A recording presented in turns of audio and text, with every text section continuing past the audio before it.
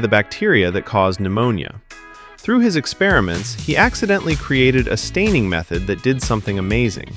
It sorted bacteria into two clear groups based on the color they turned: purple and pink.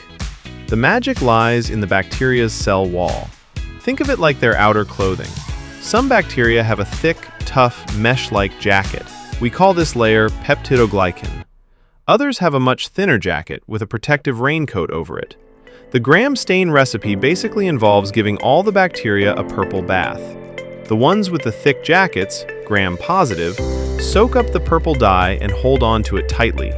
The ones with the thin jackets and a raincoat, Gram-negative, let the purple color wash right off. Then we give them a second bath, this time in a pink dye called Safranin. Since the purple bacteria are already holding their color, they stay purple. But the ones that lost their purple dye now soak up the pink, turning that color instead. And just like that, we have our two teams: Gram-positive, purple, and Gram-negative, pink. Let's walk through the steps. It's like a 4-ingredient recipe. 1. Crystal violet, the purple bath. This is the primary stain. It turns all the bacteria purple. 2. Iodine, the lock. Iodine acts as a mordant, or a locking agent. It forms a complex with the crystal violet, trapping it inside the thick jackets of the Gram-positive bacteria. 3. Alcohol or acetone, the wash. This is the decolorizer. This is the most critical step.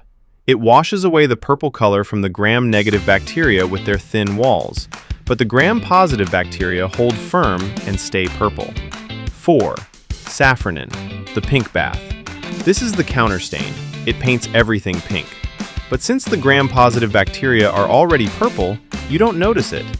The now colorless Gram-negative bacteria soak up this pink dye and become clearly visible. Wash, rinse, and you have your answer.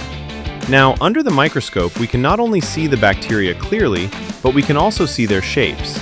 Are they little balls, cocky, or tiny rods, bacilli? This gives doctors even more clues. So why is this simple color test one of the most important tools in a microbiology lab? 3 big reasons. First, it's incredibly fast. While growing bacteria in a culture can take days, a Gram stain takes less than 10 minutes. In life-threatening situations like meningitis or a severe bloodstream infection, those minutes are precious. A rapid diagnosis can be the difference between life and death.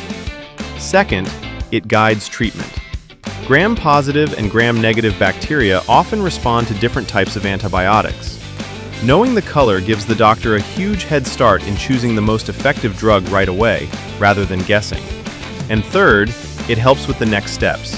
It tells the lab what other, more specific tests to run to get a final identification. It's the first, crucial piece of the puzzle. Now, as powerful as the Gram stain is, it's not a perfect magic bullet. It's important to understand what it can and cannot do. Let's clear up some common misunderstandings. 1. Positive doesn't mean good, and negative doesn't mean bad. These are just classification terms like type A and type B. Both can cause serious disease. 2. A negative result does not mean no bacteria. It just means the bacteria in the sample are the pink, Gram-negative kind. 3. It's not a final diagnosis. The Gram stain is a preliminary test. It's the first report that comes in. To know the exact species, we need to grow the bacteria in a culture. 4. Not all bacteria can be classified this way. Some tricky bacteria, like the ones that cause tuberculosis or Legionnaire's disease, have unique walls that don't take up the stains properly. They're Gram stain elusive. 5. The results aren't always 100% accurate. If the person doing the test washes for too long, a Gram-positive bacteria can lose its purple and look Gram-negative. The age of the sample, or if a patient has already started antibiotics, can also affect the result. 6. It doesn't tell us exactly which antibiotic will work. It gives a good guess, but doctors still need to do a specific test to check for antibiotic resistance. 7. There's a little bit of human judgment involved. Interpreting the colors and shapes under the microscope can be subjective sometimes. So, there you have it. From a simple accident in a lab in 1884, the Gram stain has become a cornerstone of modern medicine. It's a testament to how a simple, clever idea Using color to see the invisible can have a lasting impact on human health. It's the first crucial step in a detective story, helping us identify the culprit behind an infection so we can stop it in its tracks. I hope this helped demystify what happens in a microbiology lab and how we fight infectious diseases. If you found this interesting, let me know which other lab tests or medical techniques you'd like us to explore in a future video in the comments below. Thanks for watching. Take care and stay curious. Before we finish, a quick but important reminder. I am a medical professional, but I am not your primary medical care provider. This information is for educational purposes to help you understand lab science better. It is not medical advice. Always consult with your healthcare provider for personal medical decisions.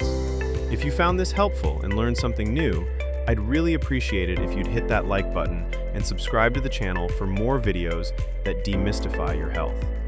I'm curious, what lab test or health topic would you like me to cover next? Let me know in the comments below.